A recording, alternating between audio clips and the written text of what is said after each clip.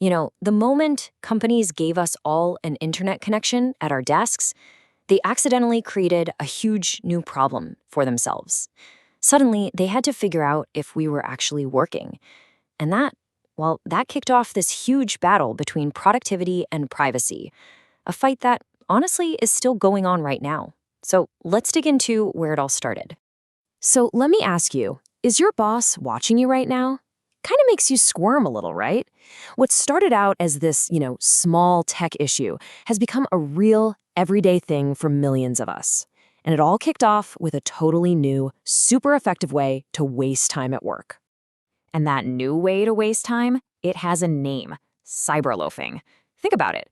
Is it stealing company time? Is it just a harmless mental break? Or is it something else entirely? That's the question right at the heart of this whole debate. So back in the early 2000s, the internet was this miracle for businesses. I mean, talk about a boost in efficiency. But it was also a classic double-edged sword. All that power to connect and research, it also put the world's biggest distraction machine right on everyone's desk. And yeah, people were definitely distracted.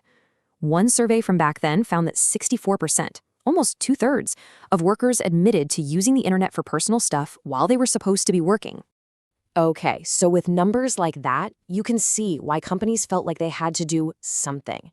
Let's first take a look at the argument from their point of view. The first, and let's be honest, the biggest reason was money, just pure cash. One study estimated that cyberloafing was costing American companies a mind-blowing $63 billion a year, every single year. To put that in perspective, that's more than the entire economy of some countries. You can't ignore a number that big. But it wasn't even just about lost productivity. There was this other huge fear: legal risk. Take a look at this real-world example. A subsidiary of Chevron ended up on the hook for $2.2 million because of a sexual harassment lawsuit, all stemming from an email titled "Why Beer is Better Than Women" that got passed around. All of a sudden, what employees were doing online wasn't just their business, it was a massive liability for the company. And this wasn't just a one-off thing. When managers were actually asked why they monitor their employees, guess what the number one reason was?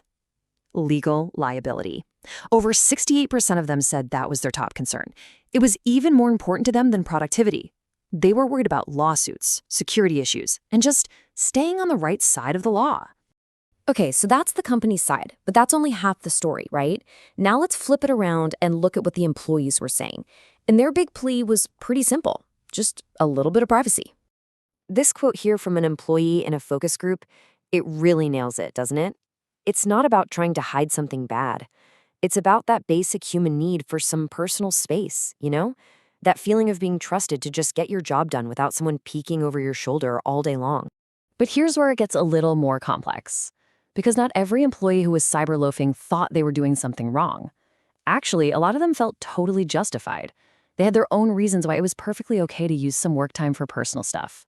For some, it really came down to a sense of fairness. Listen to this. This person basically says, hey, I haven't gotten a decent raise in 2 years. So for them, using the internet wasn't slacking off. It was like a perk, a part of their compensation for feeling undervalued. It was their way of trying to balance the scales. And all of this constant surveillance, it had a real, measurable impact on people. Researchers found it could create this toxic air of suspicion and hostility. Employees literally said they felt like Big Brother was watching them. And that led to some serious stuff. More stress, even higher blood pressure. The trust between employees and management was really starting to crumble. So you've got this huge dilemma, right? Billions of dollars in lost productivity on one side and crashing employee morale on the other. So how did companies try to fix it? Let's dive into the actual methods they used to try and police this new digital playground. So what do you think the top tactic was? You might be thinking some fancy, high-tech software, right? Nope. The most common thing was just a simple written policy. Over 42% of companies just wrote down the rules in the handbook and called it a day. After that, you had things like managers giving reprimands and, some website monitoring software. And man, the responses were all over the place. It was this huge spectrum of control. On one end, the most common approach, you have a simple written policy. And on the absolute other extreme, and thank goodness only 0.5% of companies did this, you had actual video cameras pointed at employees' desks. Talk about a range. And then there's this. You gotta hear this one. A small but very real number of companies, almost 6%, literally hired an internet cop, a person whose job it was to patrol the office and bust people for misusing the internet, like a digital hall monitor for grown-ups. So you see why the solutions were so scattered, right? It's because they weren't just trying to solve a practical problem. They were bumping up against this really deep philosophical question with no easy answers. A truly unresolved ethical dilemma. So let's put on our philosophy hats for a second. How can we think about this ethically? Well, one way is through utilitarianism. That framework basically asks, what's the greatest good for the greatest number of people? So in this case, does the benefit of protecting the company's bottom line outweigh the harm it does to individual employee morale and privacy? Okay, now let's try a different angle. There's another idea from the philosopher Kant called the categorical imperative. It asks a totally different question. Is monitoring a rule you'd want to be a universal law for everyone?